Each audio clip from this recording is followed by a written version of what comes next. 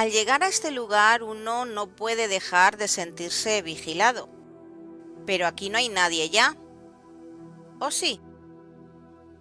Hace mucho tiempo que cerró sus puertas como prisión y todos se fueron, dejando sus húmedas y frías celdas, abandonando este mundo fantasmagórico como una cicatriz olvidada en mitad del mar. Es ilógico, pero sabemos que no estamos solos. Hasta hace unas décadas este lugar fue el escenario de una vida de las más duras y miserables que nadie pueda imaginar. Entre la densa neblina un mundo de pesares y desgracias habitaba encerrado en sí mismo.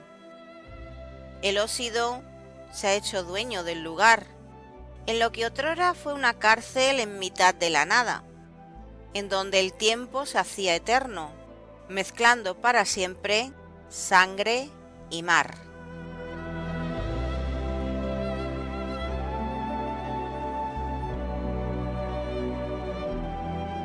Guías e historiadores conocen bien estas visiones. Cuentan que en San Juan de Ulúa, escuadrones de fantasmas se hunden en las sombras de la noche por las mazmorras. Ahogados coros de lamentos en las horrendas y silenciosas cámaras de tortura, donde jamás ha vuelto a asomarse el sol, porque se apagaría de horror. Los baluartes se yerguen como mudos centinelas invisibles, oteando la augusta mansedumbre del mar en las noches quietas, o su violento vaivén cuando azota el temporal.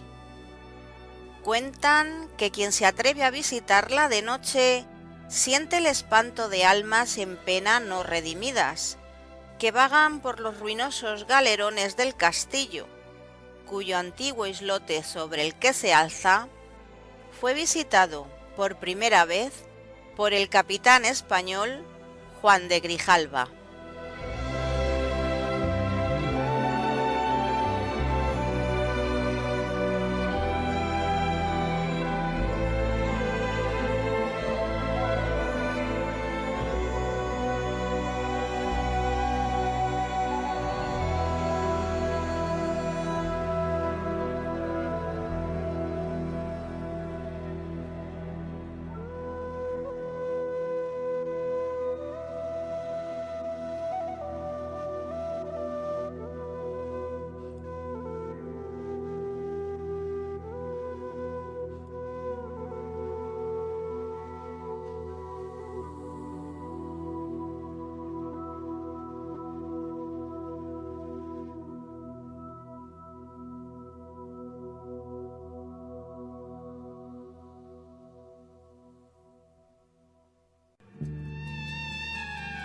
Al otro lado de la realidad, en la Bitácora del Miedo, desde Radio Bitácora.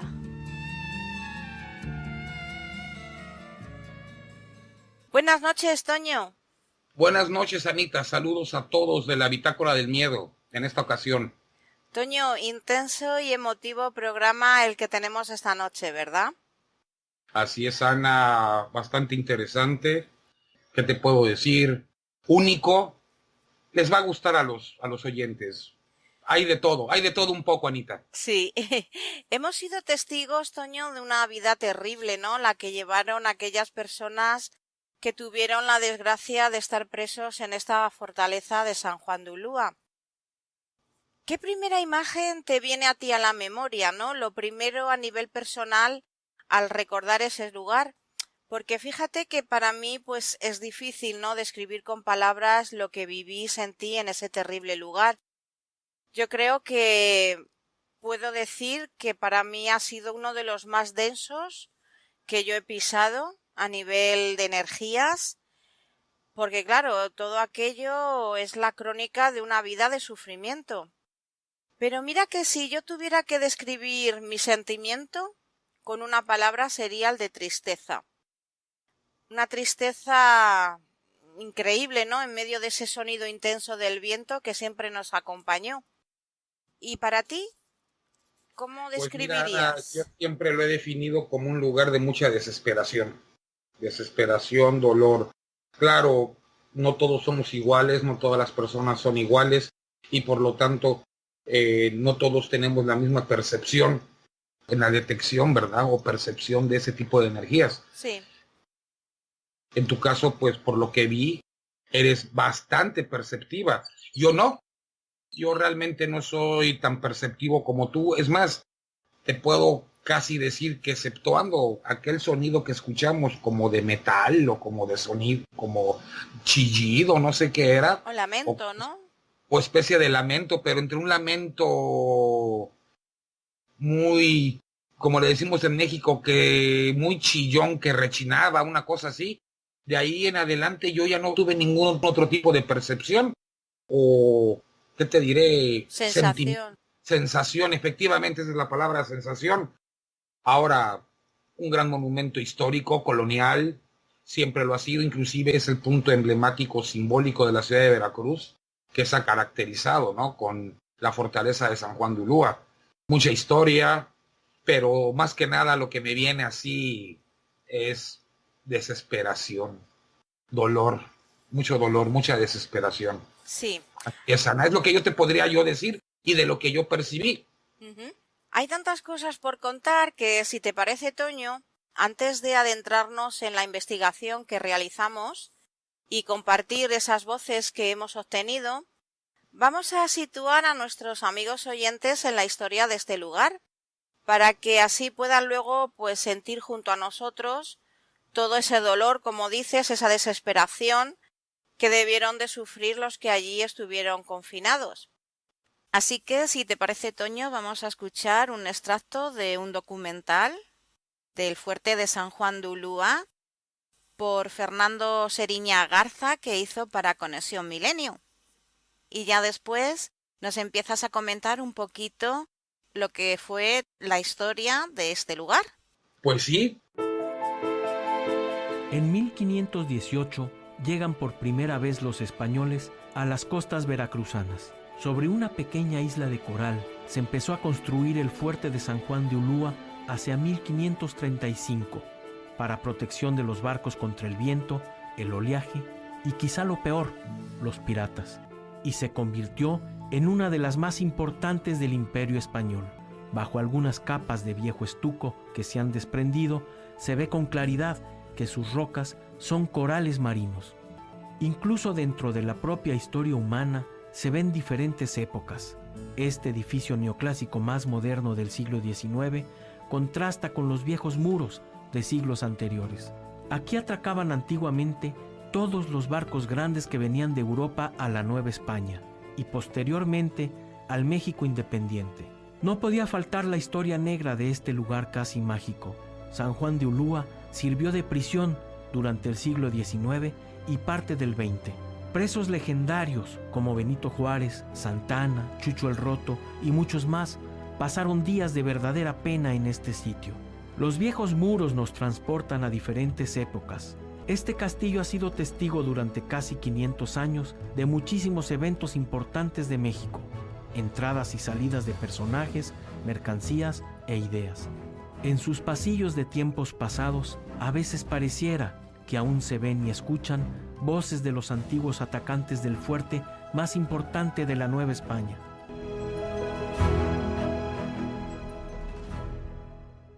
Toño, ¿cuándo llega Juan de Grijalva a en aquel entonces islote, donde más tarde pues se edificaría esta fortaleza, y el porqué de ese nombre? Bueno, mira, el 1 de mayo de 1518, la Segunda Armada, compuesta de 4 navíos y una tripulación de 240 efectivos, al mando de don Juan de Grijalva, salió del Cabo de San Antonio de Cuba, llegando el 24 de junio al islote habitado por los indios totonacas, una de las 4 grandes, porque hubo varias, pero de las 4 grandes civilizaciones del México prehispánico, ahí se situó la cultura totonaca, que fue conquistada por los aztecas. Eso hay que mencionarlo. Entonces, bueno, habitada por los indios totonacas, a la que llamaban Isla de Pulpos. Pues me imagino que sería por los pulpos que allá había, ¿no? Claro. Pues sí, Efectivamente. El islote de San Juan de Ulúa, la fortaleza, está ubicada en lo que viene siendo centro norte de la ciudad de Veracruz y es zona pulpera hasta el siglo XXI. Y bien ricos que están, por cierto. Pero, ¿por qué el nombre de San Juan de Ulúa, Toño? Juan de Grijalva bautizó el islote con el nombre de San Juan de Ulúa porque fue exactamente el día de la festividad de San Juan Bautista cuando llegó a él, y en cuanto a lo de Ulúa, fue porque los indígenas contestaban a las preguntas relacionadas con el sacrificio de personas que ellos practicaban en honor de Tecatlipoca, el dios de las tinieblas, con la palabra Ulúa, y de ahí la tomó Juan de Grijalva. Toño, tengo entendido que Hernán Cortés también llegó hasta este islote. ¿Cuándo lo hizo? Un año posterior, ¿verdad? El 21 de abril de 1519, concretamente el famoso Jueves Santo, llegaría a San Juan de Ulúa Hernán Cortés, el gran conquistador de México. Sí. Y el 22 de abril fundaría en las arenosas playas de la costa la llamada Villarrica de la Veracruz, el día de hoy la ciudad de Veracruz. Uh-huh. ¿Y nos podías contar un poquito, pues, qué utilidad, ¿no?, tenía este islote en un principio? Porque me imagino que allí habría algún tipo de vida, ¿no?, con estos totonacas. Antes de fortificarlo, pues allí tendrían sus viviendas y harían algún tipo de actividad. Sí, efectivamente, Ana, era un lugar de habitación, casas habitación tipo chozas, ¿verdad?, donde vivían estos indios totonacas y servían únicamente de descanso a las tripulaciones de las naves que venían a fondear en él, en su mayoría mercaderes que permanecían mientras se trasladaban sus mercancías a Veracruz. Posteriormente, con el inicio de su construcción, que fue en 1535, lo que es San Juan de Ulúa y lo que es la antigua Veracruz se consolidan como el único puerto comercial autorizado por la corona española para el intercambio comercial de mercancías del virreinato. ¿Y qué es lo primero, Toño, que comienzan a construir en este islote? Lo primero que se construyó fue un faro de piedra y ladrillo para que los navíos no encallaran. El primer virrey de la Nueva España, don Antonio de Mendoza, ordenó iniciar la fortificación. Algo que me llamó muchísimo la atención y que no había visto en ningún otro lugar es la argamasa con la que estaban hechos los muros de esta fortaleza. Pues sí, el cemento que se usó para pegar el coral en la edificación de los muros fue hecho de concha de ostión y huevos de tortuga, que ahora es tan preciado, ¿no? El ostión, que es como llamáis vosotros a la ostra, ¿verdad? Efectivamente, es la ostra. Bueno, tú fuiste testigo de eso, ¿no? Viste varios muros antiguos y se ve claramente esa constitución tipo esponjosa, ¿no? Como de esponja, ¿no? De lo que es el coral, ¿no? También baba de maguey, concha, arena y obviamente ya para hacer la mezcla, agua de mar. Con el tiempo, ¿verdad? A lo largo de unos 200 años, la fortaleza se fue construyendo por partes, de acuerdo a las necesidades, en donde finalmente las obras de defensa de Ulúa se transforman a un sistema defensivo permanente con 4 baluartes: el de San Crispín, San Pedro, Santiago y Soledad, junto con obras defensivas de avanzada en el exterior, un rebellín y 2 lunetos. Todo lo que va componiendo son secciones defensivas y de almacenaje, ¿no? Me imagino que a lo largo de todo este tiempo, pues se darían diferentes hechos históricos en San Juan de Ulúa. ¿Puedes contarnos alguno de ellos? Más o menos los más relevantes, ¿no? Para tener un poquito una idea de quiénes pasaron por allí, ¿no? Pues mira, uno de los hechos, 1683, Ulúa tuvo que defender la ciudad de Veracruz del ataque del famoso pirata Lorencillo. Años después también en contra del pirata Francis Drake, ¿verdad? Que junto con John Jenkins, ¿sí?, el 14 de septiembre de 1568 se adueñaron del islote de San Juan de Ulúa, engañando así a sus habitantes al disfrazar sus navíos como la de los españoles, hasta que obviamente llegó la flota española y tras una dura batalla, pues fue recuperado por España o por el virreinato el islote, ¿no? Ese se puede decir que fue uno de los hechos grandes, ¿no?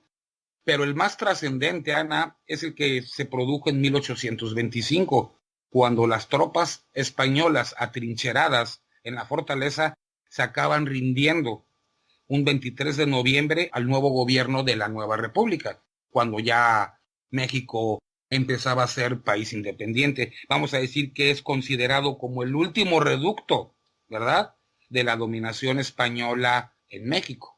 Y se le da a la fortaleza de San Juan de Ulúa y en particular a la ciudad de Veracruz, ¿no? Hay una anécdota muy curiosa que me gustaría que contaras, ¿no?, a todos nuestros oyentes sobre el general don Miguel Barragán. Bueno, miren, en este caso del general don Miguel Barragán, a quien se debió la rendición de Ulúa, y es que a su muerte, 11 años después, en sus últimas voluntades, dejó por escrito donde quería que fuesen enterradas diversas partes de su cuerpo, ojos, vísceras, corazón, etcétera, en distintos lugares de México. Y concretamente dijo que su lengua fuese sepultada en la capilla de San Juan de Ulúa, por haber sido ahí donde se dio fin a la dominación española. Ahí estuvo durante un tiempo, hasta que alguien la sustrajo y se la llevó. Hay que ver lo que es el ser humano y esa capacidad innata para apropiarnos de lo que no es de uno. Vaya tela. Pues sí, ahora también hay que comentar que la fortaleza también fue testigo de la intervención francesa de 1838 y las intervenciones estadounidenses de aquel fatídico año de 1847 y la última de 1914. Ahora me interesa, Toño, que nos cuentes un poquito de cuando el uso que tuvo este lugar fue de prisión, sobre todo esas condiciones inhumanas y extremas que vivieron esos reos, porque va a ser la clave de algunas de esas psicofonías que hemos obtenido, ¿no? Así, precisamente, ese fue uno de sus últimos usos, fue precisamente el de una prisión, una de las más terribles de su época, por cierto, y precisamente hay un camino que conduce al Puente de los Suspiros, que ahí Sí, lo que conociste, nosotros ¿sí? pasamos por allí. Claro, es cuando pasas de la zona de lo que es bodegas, donde está la zona del museo o de la plaza principal, de ahí tienes que cruzar ese famoso puente donde te lleva a la sección de las mazmorras o de las famosas tinajas, ¿no? Sí, sí. Tan mencionadas, ¿no? ¿Por qué ese nombre de Puente de los Suspiros? Porque durante el tiempo que el fuerte funcionó como una cárcel, el prisionero que lo cruzaba difícilmente salía vivo de su encierro, por los tormentos y la crueldad con que se los trataba, ¿no? Los encarcelados que intentaban escapar se arrojaban al mar, pero los tiburones daban cuenta de ellos. Era una zona infestada de tiburones. Claro. Las celdas eran bóvedas en donde de 20 a 30 personas eran hacinadas y terminaban sus vidas, sometidas a torturas y abusos. Aunque, bueno, ya estuvimos viendo que llegaron a ser hasta 100, ¿no? Sí, cierto. Y eso fue gracias al espléndido trabajo que hiciste. ¿Qué hicimos? No te quites méritos. Si te parece, Toño, vamos a escuchar precisamente la psicofonía a la que estabas haciendo referencia, en la que se captó aquí de almas somos 100. Lo ponemos, aunque luego la estudiemos con más detenimiento más adelante, después de esta historia que nos estás contando del lugar. Ahora, pues para que vean los oyentes una pequeñita muestra de lo que se obtuvo, la ponemos, ¿de acuerdo? Aquí, de almas, somos 100. Eso es lo que nosotros entendemos en esta psicofonía. Si alguno de los oyentes escucha otra cosa, estaremos encantados de saberlo, para así, pues, poder analizar y mirar, pues, desde otro punto de vista. Allá va. ¿Cuántos sois?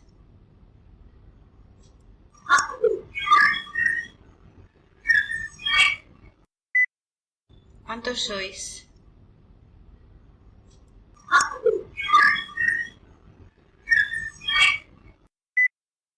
¿Cuántos sois?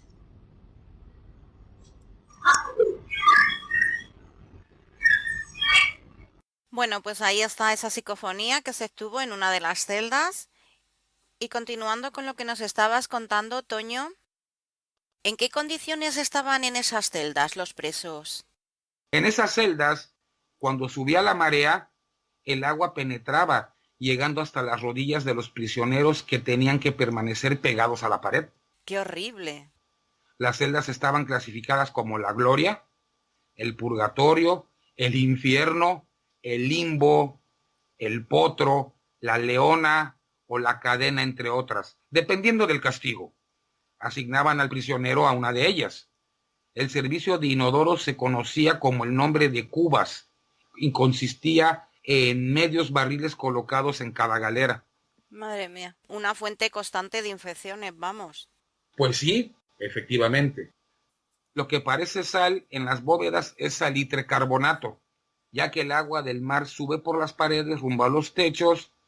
Ese es por un proceso de filtración y gravedad, tiende a gotear formándose las estalactitas, aunque también hay estalagmitas, por lo que vimos, Ana, no sé si recuerdes. Sí, además terrible, ¿no? Porque se notaba allí mucha humedad, calor horrible, esa salinidad, ¿no? Que desprendían las paredes.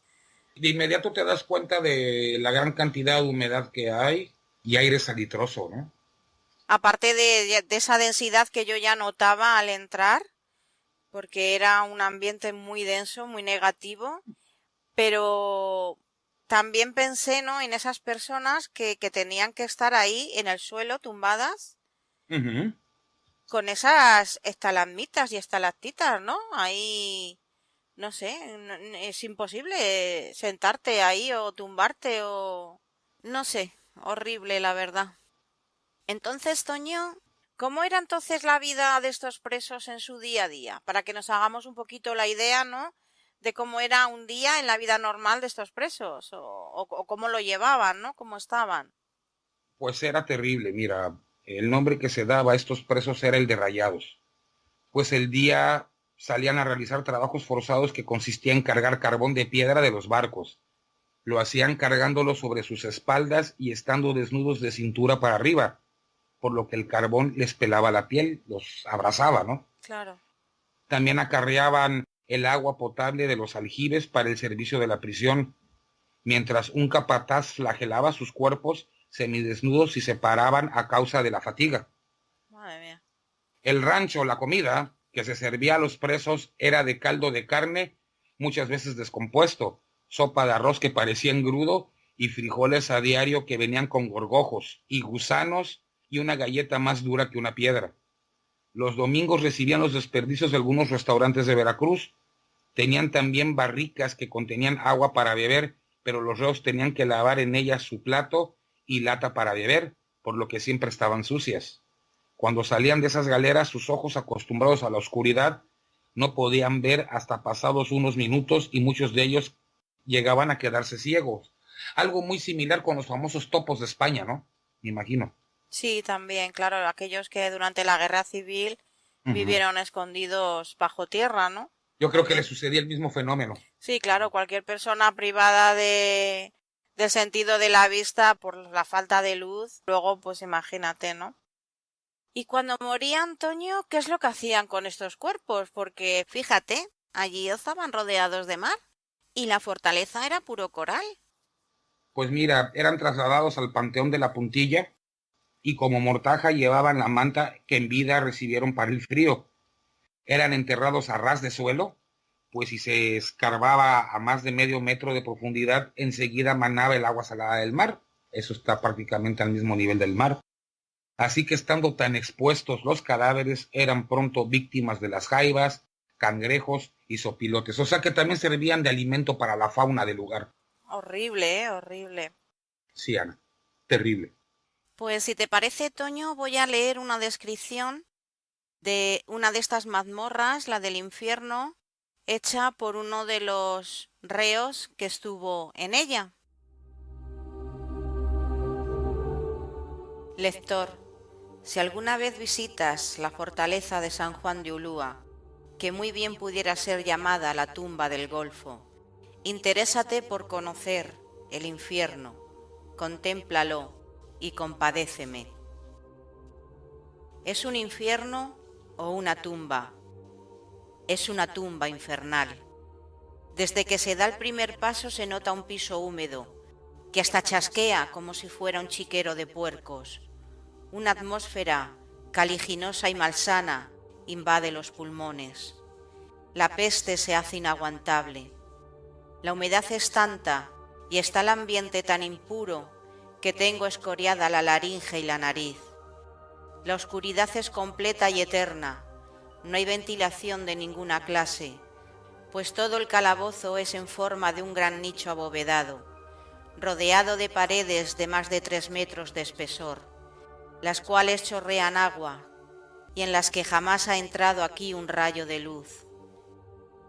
Las paredes se tocan y están frías como hielo, pero es un frío húmedo que cala, por así decirlo.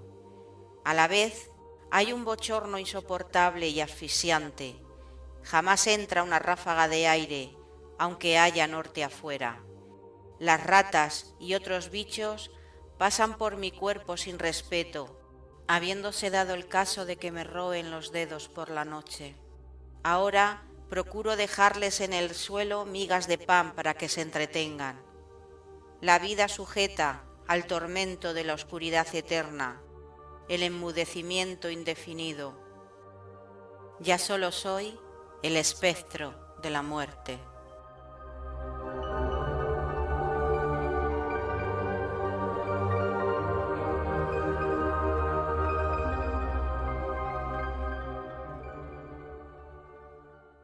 Terrible, ¿verdad, Toño?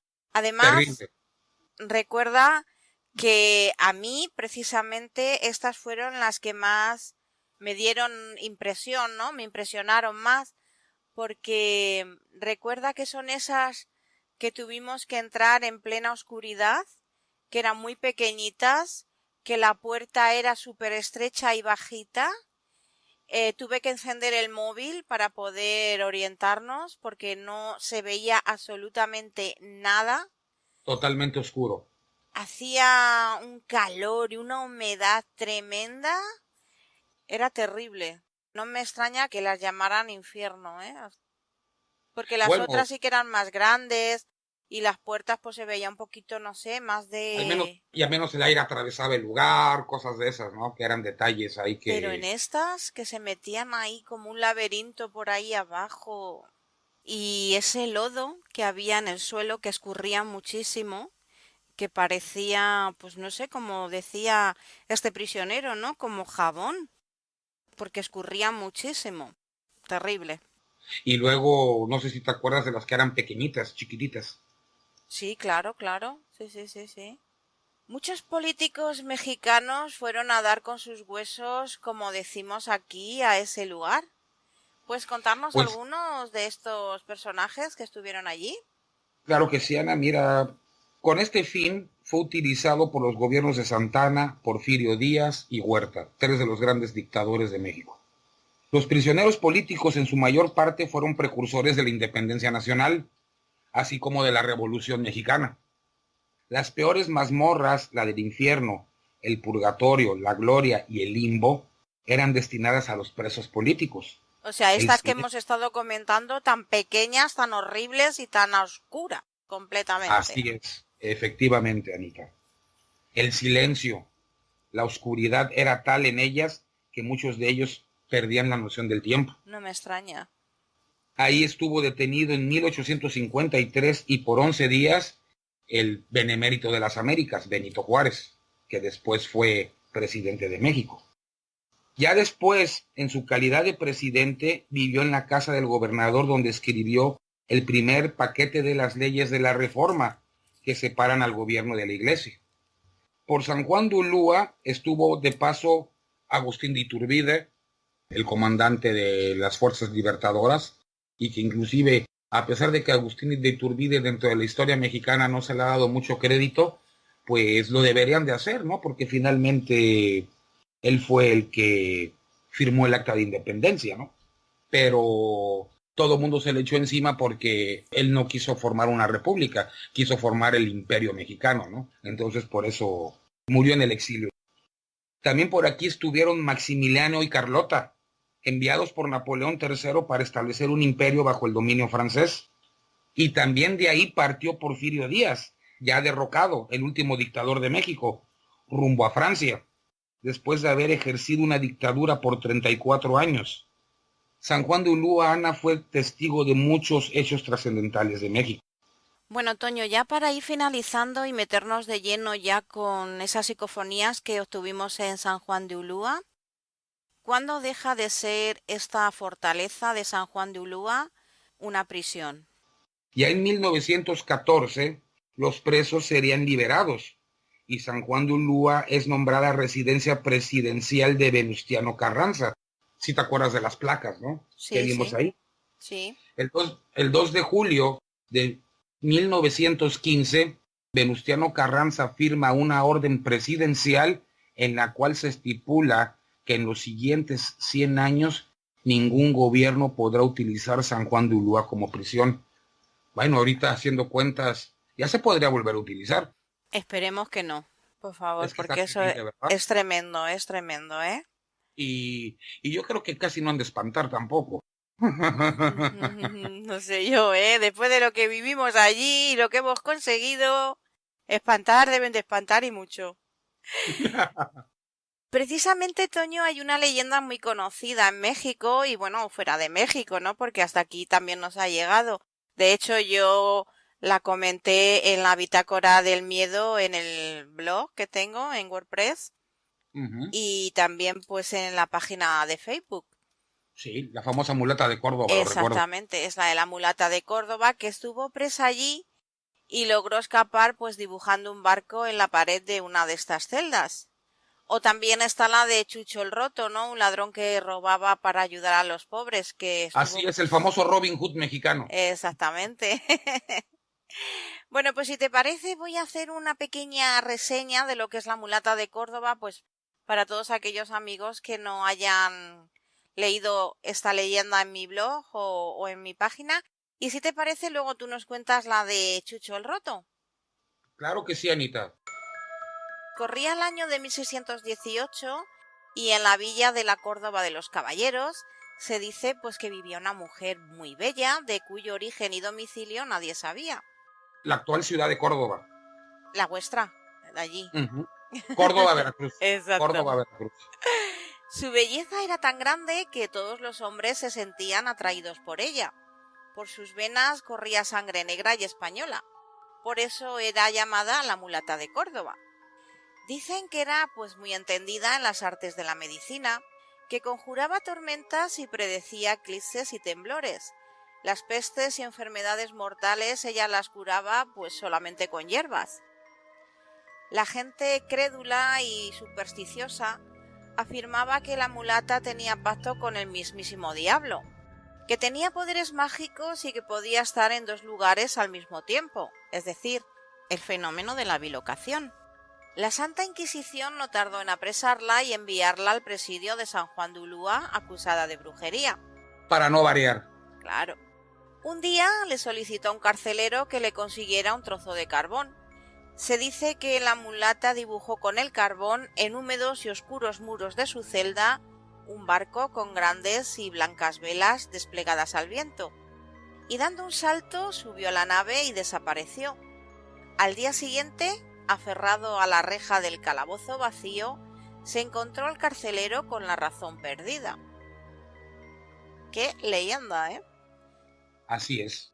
Y alucinante. ¿Recuerdas que hay en las paredes cercanas a esas mazmorras, hay precisamente un barco dibujado? Seguramente pues en honor a esta mulata de Córdoba, ¿no? Muy tosco, eso sí, la ha debido de hacer alguien, ¿no? Que sabía la leyenda y pues con algo afilado lo dibujó, pero es curioso, ahí está. Así es, efectivamente. Inclusive el carcelero acabó con la razón perdida, ¿no? Sí, acabó loco, sí, sí. Cuéntanos si te parece, Toño, la de Jesús Arriaga, llamado Chucho el Roto. Así es, Ana. Pues mira, el famoso Robin Hood mexicano. En 1879, un ebanista de origen humilde, pobre, de nombre Jesús Arriaga, que realizaba un trabajo en la casa de un señor acaudalado, se enamoró de la hija de este, Matilde. Al poco tiempo nació una hija de ambos, de nombre Dolores. Impedido de ver a su hija por la decisión de la familia, Jesús Arriaga optó por robársela, iniciando así su vida de ladrón y fugitivo. Las historias de sus robos y hazañas eran noticia en todos los periódicos. Después de robar una diligencia que transportaba oro y plata, fue capturado y enviado a San Juan de Ulúa, donde lo encerraron en una estrecha bartolina húmeda y maloliente, siendo sentenciado a trabajos forzados. Antes de cumplir el año, se fugó, vestido con ropas finas robadas a ricos y agiotistas, y parte del botín lo repartía con los más necesitados. Pero Jesús fue nuevamente capturado y enviado a Ulúa, en donde intentó una segunda huida pero sin éxito. Malherido, fue atado de pies y manos y sometido a 300 azotes, mismos que le causaron la muerte. Así fallecía el 25 de marzo de 1885 Jesús Arriaga, y nacía la leyenda de Chucho el Roto. Aquí en México a los Jesús les decimos chuchos. Aquí son Chus y Suso los que más se suelen usar. Sí. Ok. Bueno, pues ya para rematar este tema de la historia de esta fortaleza y ya meternos de lleno con las psicofonías. Entonces, a día de hoy, ¿qué es San Juan de Ulúa, Toño? Porque si ya dejó de ser prisión, ¿qué función tiene ahora mismo? Bueno, como te había comentado, presidente de México, Venustiano Carranza, el 2 de julio de 1915 cancela su función de presidio y la convierte en residencia presidencial, instalándose en ella el 18 de agosto de 1916. Después de este periodo, es utilizada como arsenal nacional por la Armada de México, que hasta la fecha es la propietaria del lugar de la construcción, hasta el 18 de enero de 1962, cuando el entonces presidente de la República, Adolfo López Mateos, retira del servicio de la Armada Nacional a la fortaleza y la entrega al Instituto Nacional de Antropología e Historia para uso y destino como monumento colonial histórico y museo, ¿no? Aquí dice que la entrega al INAH, o sea, al Instituto Nacional de Antropología e Historia. Vamos a decir que ellos son los tenedores de la propiedad, pero realmente sigue perteneciendo a la Armada de México. Sí, porque además las dependencias que antes habían sido de el presidente Carranza, ahora precisamente estaban cerradas y no se podían pasar porque eran de la Armada, ¿no? Así es. Pues si te parece, Toño, después de esta magnífica introducción histórica que nos has hecho del lugar, para que los oyentes se hagan pues una idea, ¿no?, del sitio en el que realizamos esta pequeña investigación, pasamos a ir poniendo los audios del recorrido que hicimos por la fortaleza y los vamos comentando. Y yo creo que, permíteme, disculpe interrumpirte, Ana, pero yo creo que, no sé, al menos que alguien encuentre otra cosa, pero haciendo exploración en redes y metiéndote en la red y todo, yo creo que hasta ahorita sería la primera investigación que se hace ahí. Sí, yo creo que también, porque no he encontrado nada pues para poder compartir, ¿no?, con otros compañeros y ver si realmente ellos han obtenido algo así o algo parecido, ¿no? Me refiero a investigación paranormal, no investigación turística. No, ni turística ni histórica, evidentemente, claro. Yes. Pues no, iba a comentar que hay que decir que no siempre pues obtienen resultados en aquellos lugares susceptibles de investigación. Yo, como tú sabes, y algunos de los oyentes, he estado en muchos lugares ya míticos, que por lo menos aquí en España pues han sido ya muy investigados y de los que, bueno, pues ya se han escrito muchas cosas. Y la verdad es que lo que hemos obtenido en este sobrepasa con mucho mis anteriores investigaciones. Así es. Y claro, los oyentes que nos digan también qué es lo que oyen, ¿no? Porque, pues, ahora sí que tanto tú como yo hemos estado estudiando, revisando y volviendo a revisar, y todo lo que es el trabajo fino, ¿no? Hay que purificarlo, hay que aislarlo, hay que limpiarlo, recontralimpiarlo, superlimpiarlo, y es lo que nosotros percibimos, ¿no? Pero bueno, nadie mejor que el mismo oyente que nos confirme, ¿no? O que nos quite la ilusión también, ¿no? Es válido, ¿no? Claro que sí.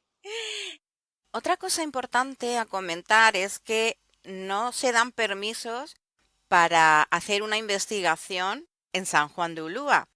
Es decir, lo que hemos hecho ha sido, haciendo la visita que se hace pues del lugar, aprovechar y hacer esta investigación, pues también teniendo la suerte de que eran momentos y horarios en los que apenas había gente, prácticamente estábamos solos, porque era la hora justo de la comida, y entonces podíamos acceder a esas celdas y a esas mazmorras sin que hubiese nadie alrededor y hacer las preguntas sin ningún problema.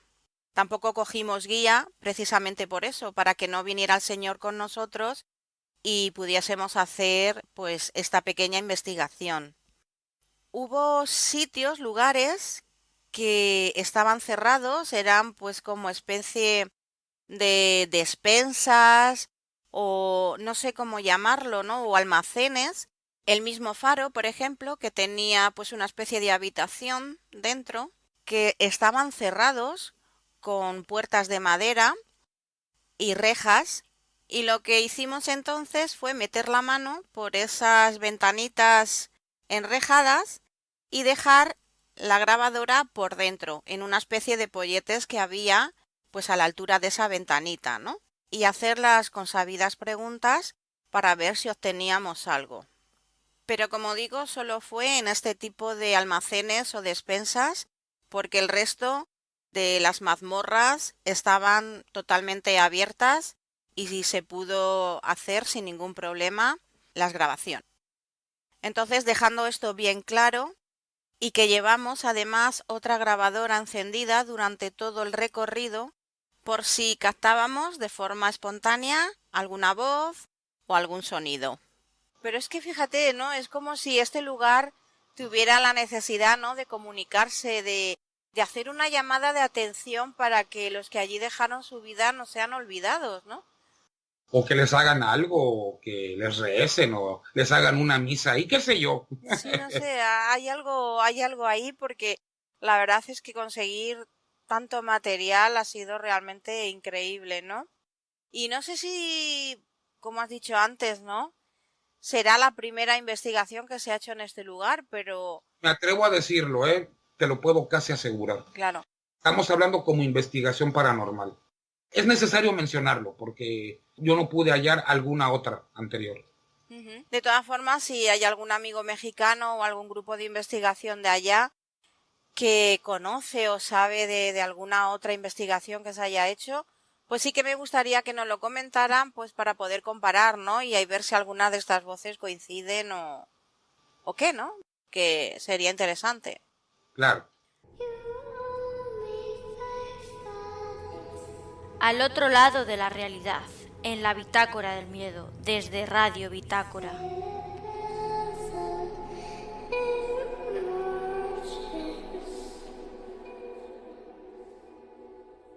Bueno, pues ahora sí, ha llegado ya el momento de compartir con todos vosotros esta investigación hispano-mexicana. Creemos que la primera que se ha hecho hasta ahora en la fortaleza de San Juan de Ulúa, en Veracruz. Y si te parece, Toño, damos comienzo a esas psicofonías. Claro que sí, Anita. Espero que los disfruten todos los oyentes. Bien, pues comenzamos con la primera psicofonía que realizamos en una de las celdas de presos de la fortaleza San Juan de Ulúa. Como es una pequeña frase y a lo mejor alguna palabra no se entiende bien, vamos a decir lo que nosotros creemos que dice. Y lo que nosotros escuchamos es: aquí de almas somos 100. ¿Cuántos sois?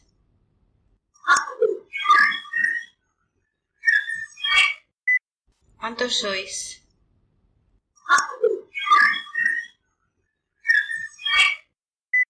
¿Cuántos sois?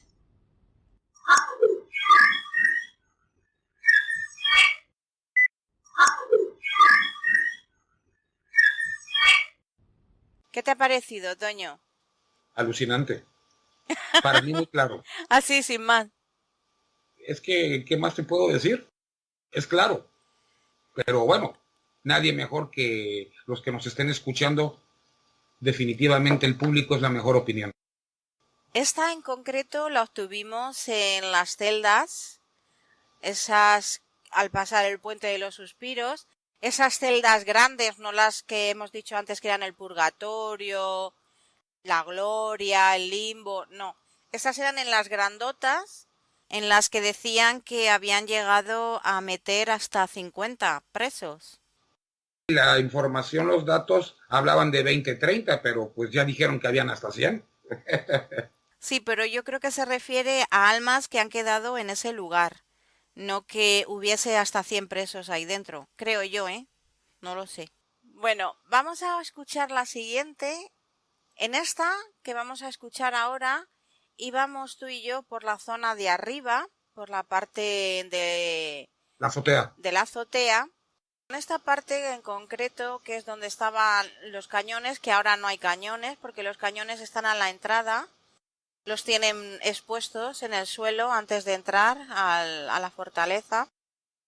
Íbamos tú y yo comentando, aquí deberían de estar los cañones, dónde se ponían, tal y tal, y captamos una voz sin ninguna pregunta ni nada, o sea, estas son de las que entraron en la grabadora que llevamos en marcha, y la voz dice: cambio y saludo. Excelente. Por aquí sacarían los cañones, ¿no? Uh-huh. Por aquí sacarían los cañones, ¿no? Uh-huh.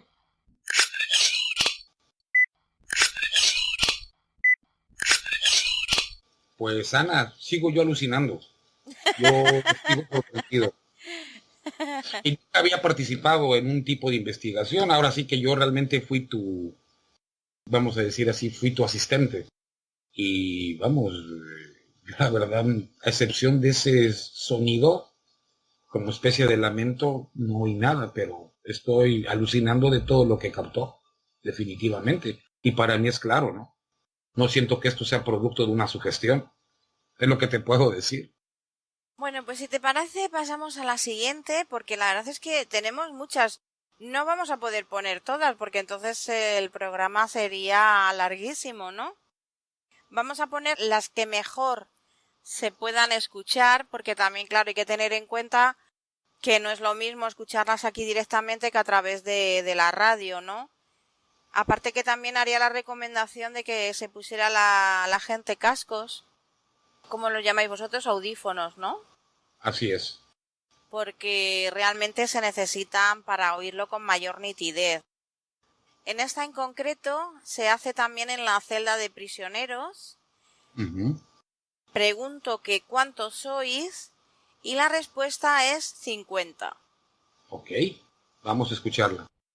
San Juan de Ulúa, celdas de prisioneros. ¿Cuántos sois en esta celda?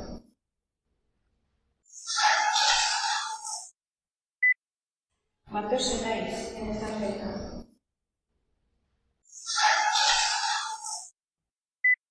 ¿Cuántos sois en esta celda?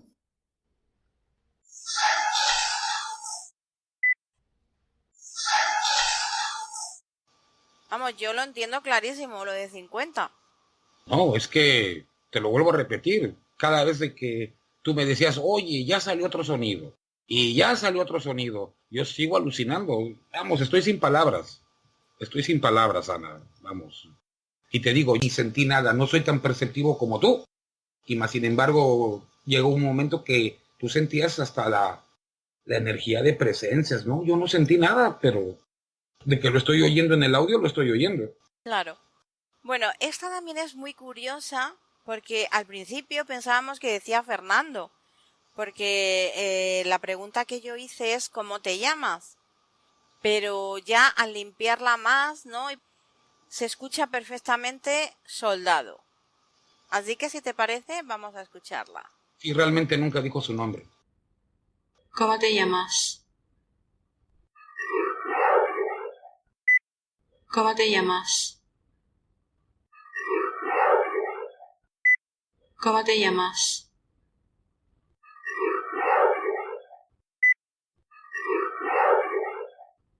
verdaderamente impactante. No sé, inclusive claramente se puede distinguir la diferencia, ¿no? Entre tu voz, mi voz, sonidos provenientes de cuerdas vocales humanas, y esto, no, esto viene de ultratumba, no sé. No, y además Parece si hablar un demonio, es que esta voz, a mí me impresionó porque cavernosa. sí, fue de las primeras además que analicé, de las primeras que me encontré. Y la verdad es que te acuerdas, te llamé enseguida porque me impactó muchísimo. Y es Es más, curioso. creo que hay partes, hay una parte, no recuerdo en cuál de todas, no sé si fue ahí, creo que sí fue ahí también, que te estoy diciendo, ven, ven, ¿no? Te estoy diciendo claramente, ven, ven, ven, que tú empezaste a decir, ay, ay, ay, ay. No, esa es en otra, sí, esa es en otra, que no sé por qué, yo no oía las respuestas, evidentemente, pero algo debí de sentir porque empecé a decir, uy, uy, uy, uy, y Uy, uy, cuando empiezas, uy, uy, uy, bueno, ¿hasta qué le pasa? sí, sí. No, pero en esta no. En esta recuerdo perfectamente la zona en la que la registré fue muy cerquita de la Torre del Faro y sé que era pues una especie de caseta o de Siempre algo te llamó la atención esa como casa, sí. y metí la mano, recuerdo que metí la mano porque también tenía rejas y estaba pues cerrada a cal y a canto y metí la mano por una especie de ventanuco. Además estaba todo oscuro dentro, no se veía nada. Y bueno, fue cuando se obtuvo esto. Y curiosamente lo comentamos tú y yo, porque claro, evidentemente nos damos cuenta enseguida de los acentos, ¿no? Cuando habla alguien de México, se le nota enseguida, y cuando habla alguien de España también lo notáis vosotros enseguida, ¿no? Claro, Y esta voz precisamente es de alguien español. así es claro. Porque luego hay otra que Y se obtuvimos. nota de que es de otro mundo porque se oye bastante impactante. Sí. Es un español endemoniado. Bueno, pues a este español endemoniado va a contestar a otra de las preguntas que yo hice, que también me dio bastante cosita, porque verás lo que nos contesta. A la pregunta que hago yo de que nos dirigimos a la entidad que haya ahí, que si quiere hablar con nosotros, este hombre, que es el mismo que antes nos dice soldado, nos contesta: conmigo te basta. Vamos a escucharla. Nos dirigimos a la entidad que hay aquí.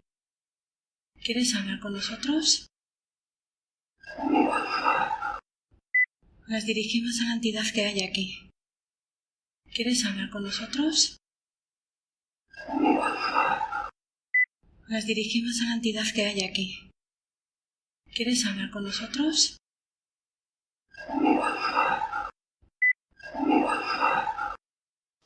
¿Qué te ha parecido, Toño? Impresionante, totalmente dantesco, podría decir demoníaco, verdaderamente de ultratumba. No, yo creo que eso a cualquiera se le hiela la sangre. Es una voz de alguien que yo creo que es español, ¿verdad? Definitivamente, si el acento es identificable, es muy posible. Bueno, hay que recordar que fue una fortaleza española. Entonces, es obvio que haya habido varios ahí, ¿no? Y también lo dice como de forma un poco como enérgica, ¿no? Conmigo te basta, ¿no? Como diciendo... Enérgica y hasta cierto punto como queriendo comandar el diálogo, ¿no? Vamos a decir, yo soy el que estoy avasallando y yo soy el que manda, ¿no? Ujú. Sí, sí, sí. Muy autoritaria, muy autoritaria. Ahora viene una muy curiosa, porque cuando pregunto cuál es tu nombre, la entidad responde Guzmán. Evidentemente está refiriéndose al nombre de Guzmán, solamente que la entidad debe de ser de origen mexicano. Hay que recordar que, como nos ha contado Toño hace unos minutos, en esa historia del lugar, ahí en San Juan de Ulúa ha habido tanto personas de origen español, soldados y fuerzas españolas, como también mexicanos, tanto prisioneros como también, pues luego ya, soldados y militares de la Marina. Vamos a escucharla. ¿Cuál es tu nombre? ¿Cuál es tu nombre? ¿Cuál es tu nombre? Ese sí no era español. ¿Verdad que no? No, ese no. Se nota claramente que es mexicano El ceseo. por el seseo, exactamente. Porque se supone que debe de ser Guzmán, pero vosotros diríais Guzmán, ¿no? Que es lo que dice. Como se debe de decir. Sí, claro. Bueno, pues si te parece, vamos a ver otra. En esta es un poquito más difícil entender la primera parte que dice él no pudo, pero luego se escucha claramente como dice Ana.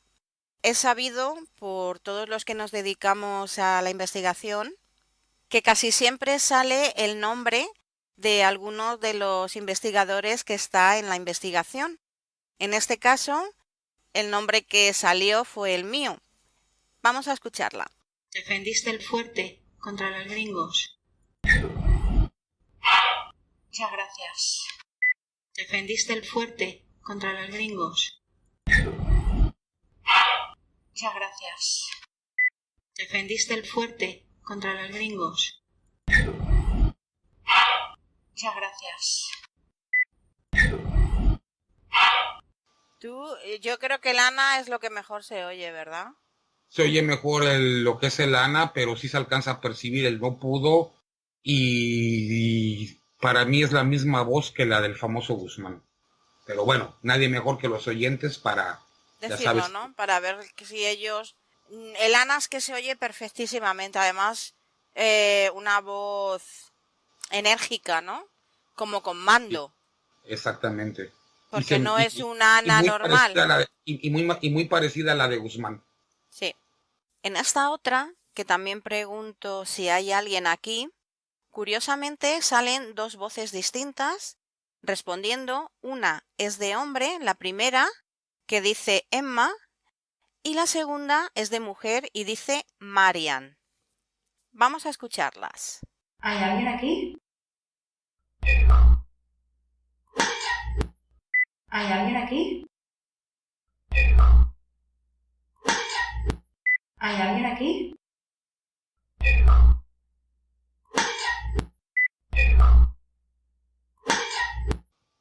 ¿Tú qué escuchas, Toño? Emma, Marian, ¿verdad que sí? Clarísimo. Esta está Perceptible. cogida en las mazmorras esas del purgatorio, en las pequeñas esas horribles, Oscuras. Yo la primera voz, la que dice Emma, la identifico con un hombre. La Definitivo. identifico con una voz masculina. Y la segunda de Marian, la identifico de mujer. Definitivamente la diferencia está clara. Bueno, nosotros lo estamos relacionando así desde el punto de vista del oído, ¿no? Que finalmente pues sabemos que las psicofonías son finalmente picos de energía.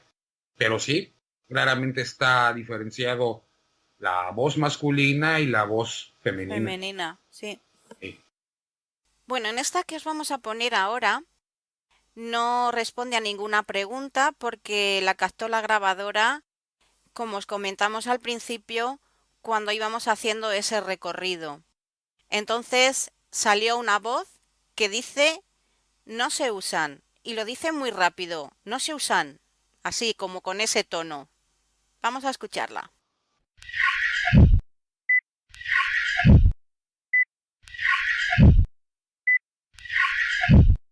Ese es un poco como que cuesta trabajo percibirlo un poco más, pero sí es claro el no se usan. Sí, esta tiene un poquito más de dificultad porque lo dice muy rápido y no tan claro como en las otras, pero con los cascos se puede escuchar bastante bien. Sí se nota, pero lo dice muy rápido. No se usan. No se usan. Sí. Bueno, pues continuamos con otra más. Y en esta, a la pregunta de si fuiste prisionero, la respuesta es no. Vamos a escucharla. ¿Fuiste prisionero? ¿Fuiste prisionero? ¿Fuiste prisionero? Clarísimo. ¿Verdad que sí? Se escucha bastante bien. Categórico, vamos. No, ahí no hay duda. Sí, sí, sí, sí. La verdad es que son psicofonías bastante buenas porque hay algunas que tienen bastante calidad y sobre todo porque responden, muchas de ellas, o casi todas, a las preguntas que se le formula, que eso es lo más interesante, ¿no? De este tipo de investigaciones. Y hay muchísimas más, lo que pasa que no tienen la calidad suficiente para poder, pues, ponerlas a través de este medio porque no se podrían escuchar bien. Para mí demasiadas. Comparada con otras investigaciones. Sí. Bueno, ahora hay una aquí que también me llamó muchísimo la atención, es de mujer y mira lo que dice. A la pregunta de si moriste aquí, la voz de mujer contesta, pues en mi época. ¿Moriste aquí? ¿Moriste aquí? ¿Moriste aquí?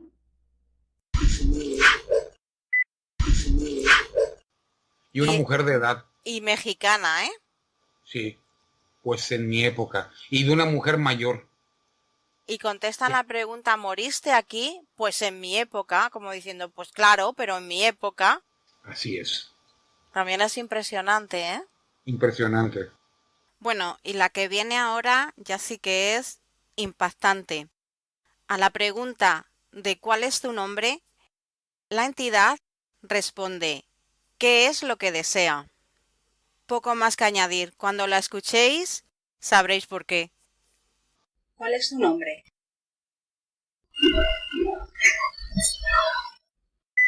¿Cuál es tu nombre?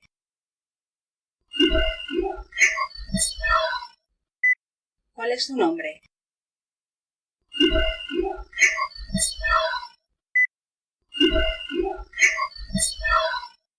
Alucinante, Ana. ¿Qué te parece? Alucinante. Esta no la habías oído tú porque esta no te la había pasado. Ha sido de las ultimitas que he sacado. Y vas a ver que si sigues ahí buscando, escrudiñando, van a salir más cosas. Pero Sí, bueno, sí. Es que se escucha, pero vamos, perfectísimamente. hasta con pausa. ¿Qué es lo que desea? Y sí que es importante recalcar que estas voces no están para nada tratadas con ningún tipo de efecto. Es decir, lo único que se ha hecho ha sido limpiar el ruido que hacía pues tanto exterior como a lo mejor de la grabadora y amplificarla un poquito, subirla de volumen para que se pueda escuchar bien. No tiene ningún otro efecto, ni de ecualizador, ni de cambio de tono, ni de graves, ni de agudos, nada de nada. Es la voz tal cual se grabó en la grabadora. Es importante decirlo porque a lo mejor no vaya a pensar alguien que por medio de efectos y de tal y cual pues se consigue eso. Para nada. De hecho, también están ahí las grabaciones con ese ruido sucio, ¿no? Que, bueno, pues siempre hay de ambiente para que si hay alguno que siempre ya sabemos, ¿no? Que puede tener malas intenciones, pues ahí está de prueba que las grabaciones están así puestas tal cual. Efectivamente, Anita. Y dicho esto, vamos con la siguiente. Ahora hay una que dice sos.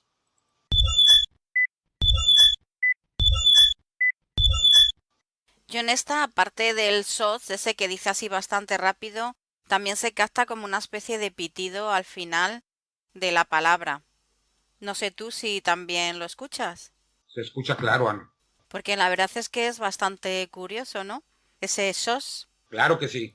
Muy interesante. quizás pidiendo algún tipo de ayuda, sea una reminiscencia de algún momento histórico en el que tuvieron que pedir pues ese SOS, ¿no? No lo sé, cualquiera sabe. Eso sí, esta es una de las inclusiones que se hizo de forma espontánea en la grabadora que tú llevabas durante el recorrido. Efectivamente, Anita. Continuamos con la siguiente. En esta otra, que es captada igual que la anterior con la grabadora que llevábamos para el recorrido, sin hacer preguntas, grabando todo lo que pudiera surgir espontáneamente, sale una voz que dice mírale.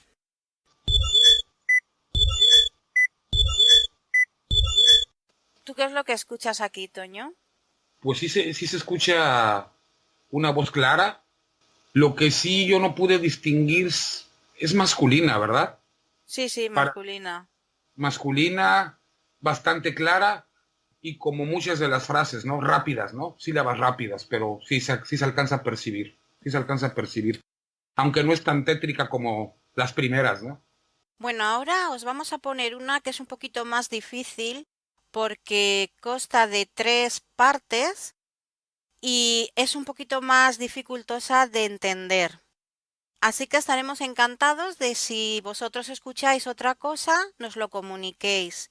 Yo ya no sé si es que de tanto que la hemos escuchado ya realmente escuchamos lo que creemos que dice o, bueno, vosotros estáis ahí para ayudarnos, ¿no? Que de eso se trata, de analizarlas entre todos y ver si realmente dice eso o no lo dice, pero no solo en esta, sino en todas las demás.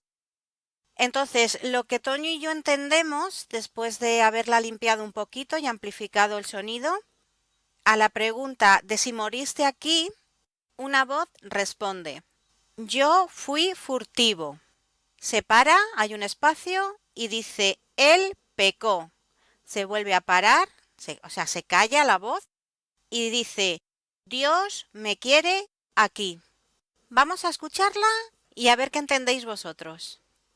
¿Moriste aquí?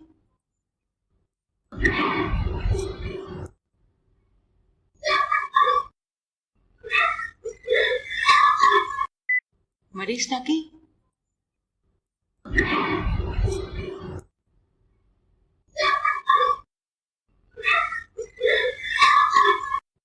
¿Moriste aquí?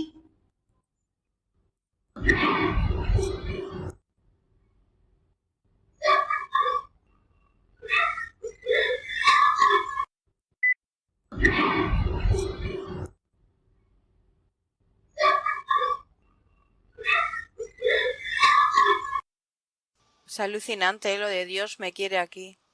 No, o sea, vamos, le diste un buen trabajo de limpieza, todo, pero impresionante. O sea, vamos, esto no es falso, ni, No, ni, ni lo estamos imaginando. por favor, ¿cómo puedes hacer esas voces? Imposible, por mucha tecnología, no sé. Es muy raro, ¿verdad? Todo sí, Eh, muy... Como si estuvieses rompiendo vidrios, no sé, vamos, definitivamente no está dentro de la gama espectral del sonido de las cuerdas vocales humanas, ¿no? Ya para ir terminando esta tanda, porque la verdad es que, como hemos dicho, han salido muchísimas más, pero no tienen la calidad como para ponerlas a través de este medio. En esta, cuando yo hago la pregunta de si hay alguien aquí, hay una voz que responde yo juzgo aquí. Vamos a escucharla. ¿Hay alguien aquí? ¿Hay alguien aquí? ¿Hay alguien aquí?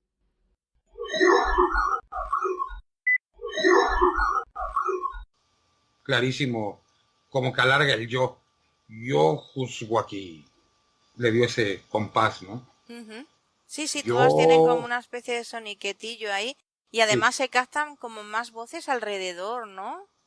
Como algo alrededor o... cierto tipo de ambientación, Sí, habrá tantas variables que estén en torno pues a estos fenómenos que cualquiera sabe, ¿verdad? efectivamente, Anita. Bueno, ahora vamos a escuchar otra que también es un pelín dificultosa y en la que yo pregunto si fuiste soldado y la voz contesta soy militar.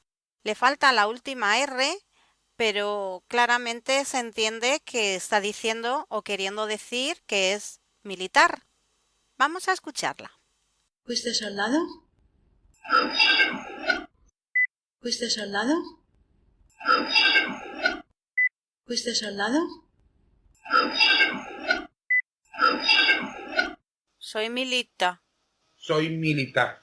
Bueno, es lo que se entiende, es claro, aunque bueno, muchas veces como todas las psicofonías, no sale todo junto o como una voz modulada, pero definitivamente la frase es clara, soy militar. Bueno, se escucha soy militar, pero Sí, pero sí es bastante clara. Y también se ve que es masculina. sí. Femeninas que yo recuerde ahora mismo nos han salido 3.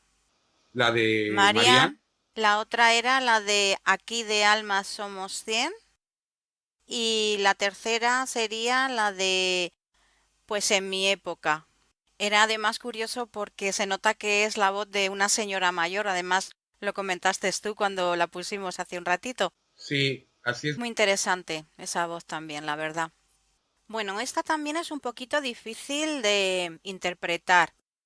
Nosotros creemos que dice la comida, pero bueno, ya nos contaréis.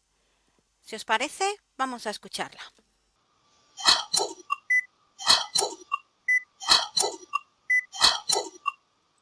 Esa sí está clara. Lo que pasa es que lo dice muy rápido, pero sí se percibe, cómo no. La comida, la comida. Vamos, se percibe claramente para mí. Y esta también fue de las inclusiones o voces espontáneas que se grabaron en la grabadora que precisamente llevabas tú durante todo el recorrido. Efectivamente, Anita. Bueno, esta que viene ahora es también muy curiosa porque cuando pregunto ¿fuiste prisionero? La voz que contesta dice olvídame y a continuación se oye un B un poquito largo, ¿no? Como alargando la boca al final. Bueno, a ver qué os parece. ¿Fuiste prisionero? ¿Fuiste prisionero? ¿Fuiste prisionero?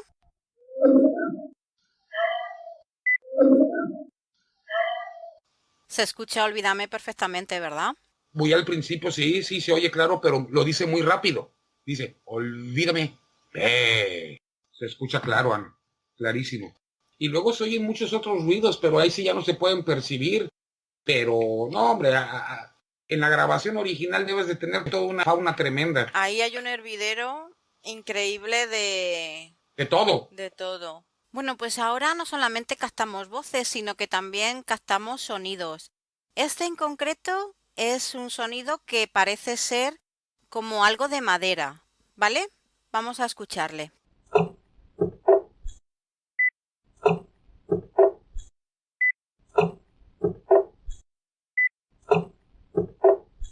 Es como si Clarísimo. descorrieran un cerrojo en una puerta de madera o algo, ¿no? A ver, vamos a volverla a escuchar.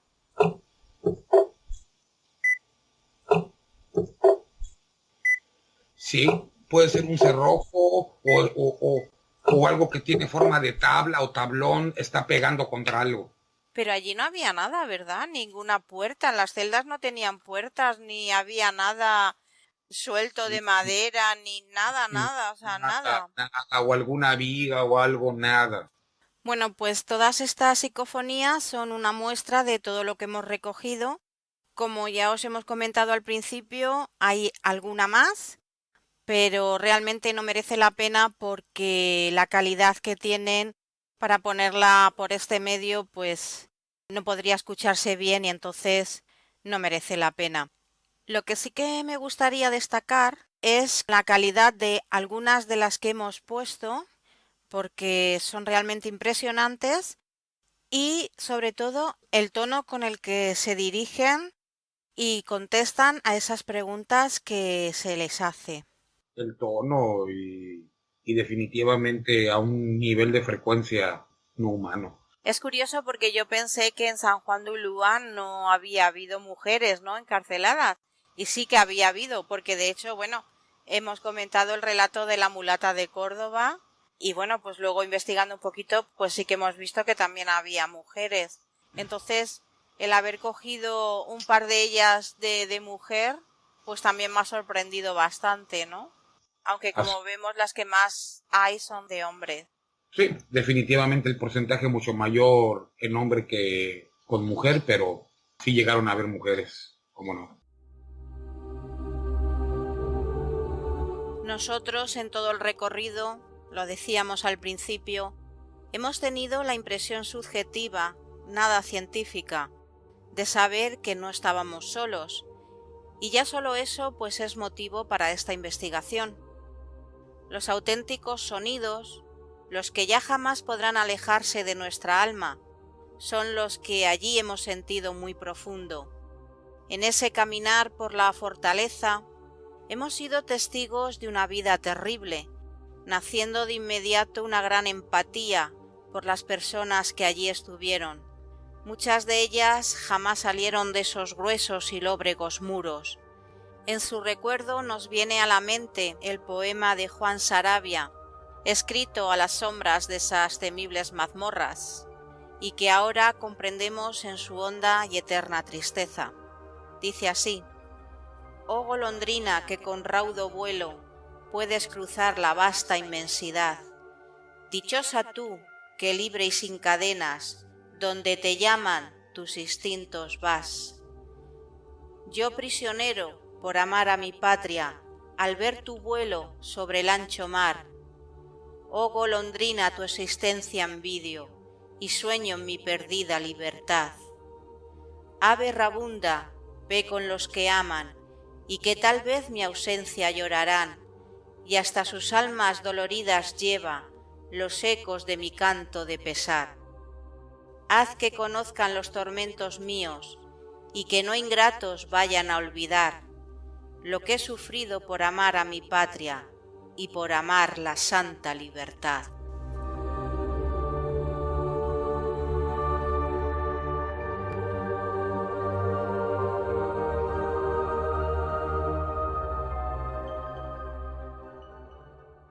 Toño, pues muchas gracias por esta investigación conjunta y sobre todo pues por ese viaje, ¿no?, que pues para mí ha sido inolvidable. Claro que sí, Ana, al contrario, la investigación yo diría que fue tuya, ha sido tuya, yo simplemente fui un asistente y vamos, yo creo que todo este trabajo fue hecho por ti, ¿no? Tú eres la experta, yo no. Para nada. Fue un trabajo conjunto porque la verdad es que había pues zonas en las que tú tenías que llevar la grabadora porque yo me dediqué a hacer vídeos y a hacer fotografías y bueno, muchos de los sonidos se han captado mientras tú la llevabas. ¿Y qué más decir, no? Que ha sido pues una experiencia impresionante e inolvidable.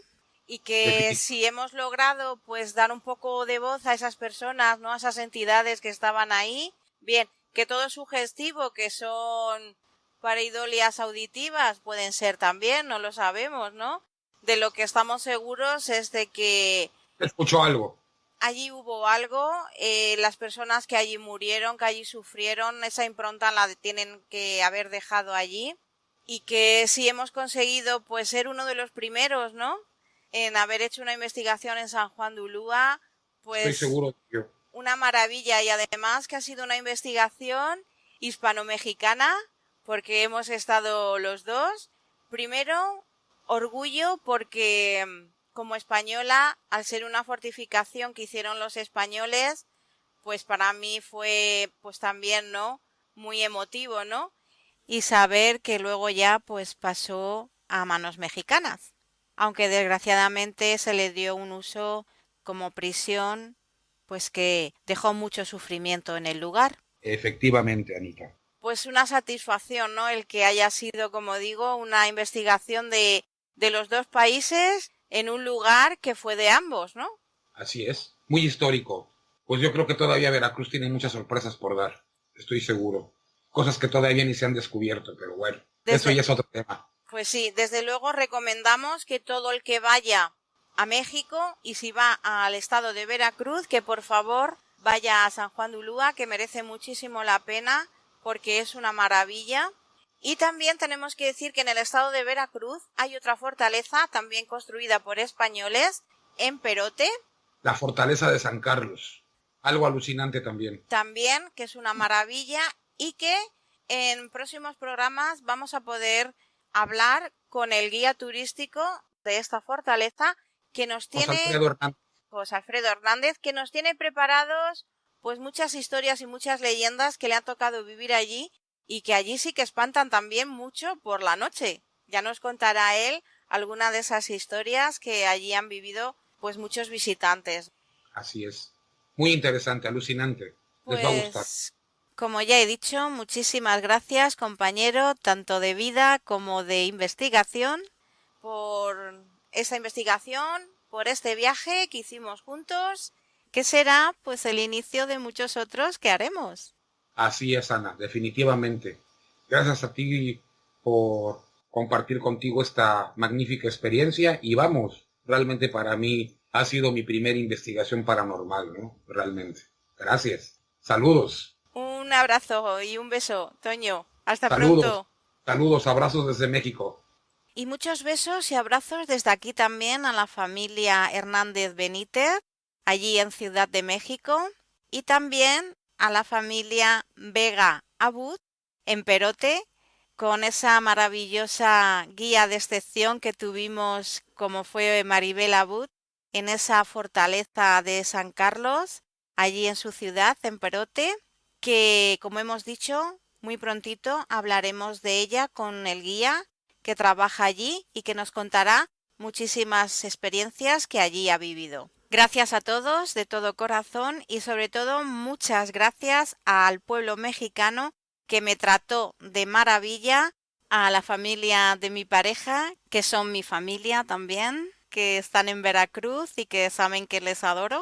¿Qué más puedo decir? De un pueblo que tiene tanto cariño, tanto amor y que en los momentos difíciles ya sabemos cómo son y cómo se comportan entre ellos con esa solidaridad tan grande. Así que un beso enorme para todo México.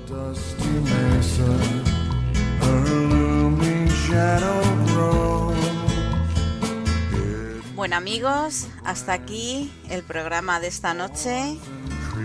Espero que los contenidos hayan sido de vuestro agrado. Daros las gracias, como siempre, por estar siempre ahí. A todos aquellos que nos escuchan en directo y están con nosotros vía Facebook, desde nuestro grupo de La Bitácora del Miedo Radio, desde las plataformas de Twitter, Facebook, Instagram, iVoox, en fin, YouTube también. Y ya sabéis que tenéis líneas de contacto para escribirnos y decirnos cualquier cosa que queráis o contarnos cualquier experiencia en labitácoradelmiedo@gmail.com o desde cualquiera de los perfiles privados, tanto mío como de mis compañeros.